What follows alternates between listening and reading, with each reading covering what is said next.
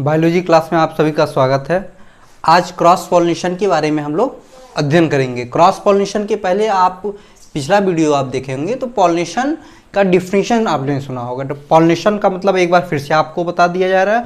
Pollination का मतलब होता है ट्रांसफर ऑफ गैमीट। क्या होता है? Transfer of gamete. Male gamete का फीमेल गैमीट तक पहुंचने की प्रक्रिया को पौधों में पॉलिनेशन या परागण कहते हैं। ठीक है, इसको दो भागों में बांटा गया था, सेल्फ पॉलिनेशन और क्रॉस पॉलिनेशन। सेल्फ पॉलिनेशन में आपको पूरा विस्तृत आपको बता दिया गया है इस वीडियो के पहले। सेल्फ पॉलिनेशन में क्या होता है उसका डिफिनीशन बस बता दे रहे हैं कि सेल्फ पॉलिनेशन में प्लांट्स चेंज नहीं होते हैं। ठीक है, अर्थात एक अगर प्लांट्स है तो उसके उस जितने भी पुष्प हैं उसके परागकण अगर उपस्थित है, उस परागकण का ट्रांसफर उसी पौधे के पुष्प तक या उसी पौधे के पुष्प के वर्तिकाग्र तक पहुंचते हैं। मतलब प्लांट्स चेंज नहीं होते हैं। डिफिनीशन अगर सेल्फ पॉलिनेशन का आएगा तो किसी पुष्प का परागकण उसी पुष्प के वर्तिकाग्र तक या उसी पौधे के दूसरे पुष्प के वर्तिकाग्र तक पहुंचता है तो उसे सेल्फ पॉलिनेशन कहते हैं। क्रॉस पॉलिनेशन में प्लांट्स चेंज हो जाते हैं। क्या होते हैं? प्लांट्स चेंज हो जाते हैं। सपोज दैट एक पुष्प का परागकण यहां पर है, क्या है? पॉलन ग्रेन यहां पर उपस्थित है। तो क्रॉस पॉलिनेशन क्या होगा? प्लांट्स क्या हो जाएंगे? चेंज हो जाएंगे। यह पॉलन ग्रेन उसी स्पीसीज के दूसरे प्लांट्स के स्टिग्मा तक पहुंचेगा।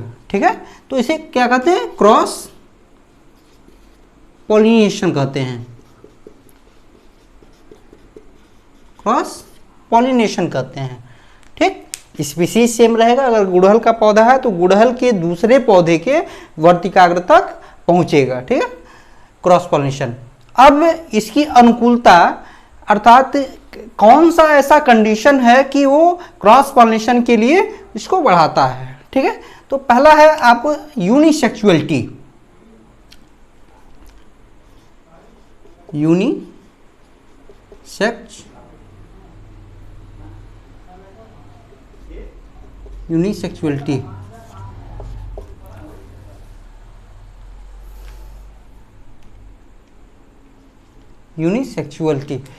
यूनिसेक्सुअलिटी में मेल और फीमेल एक ही पुष्प पर उपस्थित नहीं होते हैं। अर्थात नर और मादा जननांग एक ही पुष्प पर उपस्थिथ नहीं रहते हैं, जिसके कारण क्रॉस पॉलिनेशन की संभावनाएं अधिक होती है। दूसरा है सेल्फ स्टेरिलिटी। सेल्फ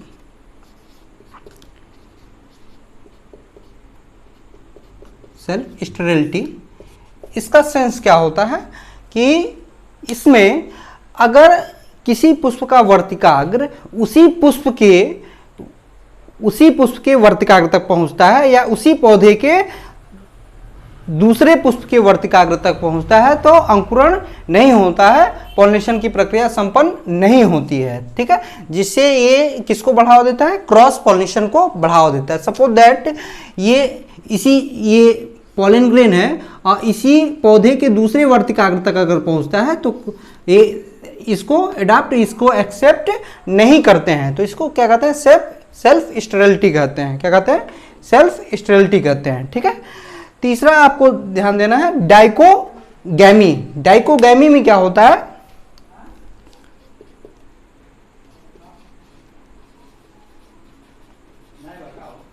डाइकोगैमी में क्या होता है?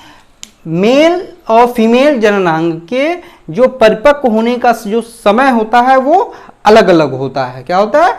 मेल किसी दूसरे समय में परिपक्व होगा और फीमेल किसी दूसरे समय में परिपक्व होगा। ठीक, जब मेल परिपक्व हो गया, पॉलिनेशन के लिए तैयार है, तो फीमेल नहीं तैयार रहता है, जिसके कारण वो उसका पॉलन ग्रेन दूसरे पुष्प की उसी जाति के दूसरे पुष्प के वर्तिकाग्र तक पहुंचता है। तो ये आपका यूनिसेक्सुअलिटी, सेल्फ स्टेरिलिटी और डाइकोगैमी आपका क्रॉस पॉलिनेशन को बढ़ावा देता है। ठीक है, तो ये आपका यूनिसेक्सुअलिटी अब ध्यान देंगे कि टाइप्स ऑफ क्रॉस पॉलिनेशन। तो आपको टाइप्स ऑफ क्रॉस पॉलिनेशन में एक होता है एबायोटिक।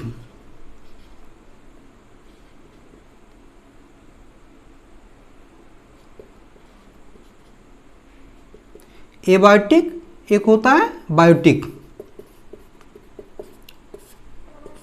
एबायोटिक और बायोटिक।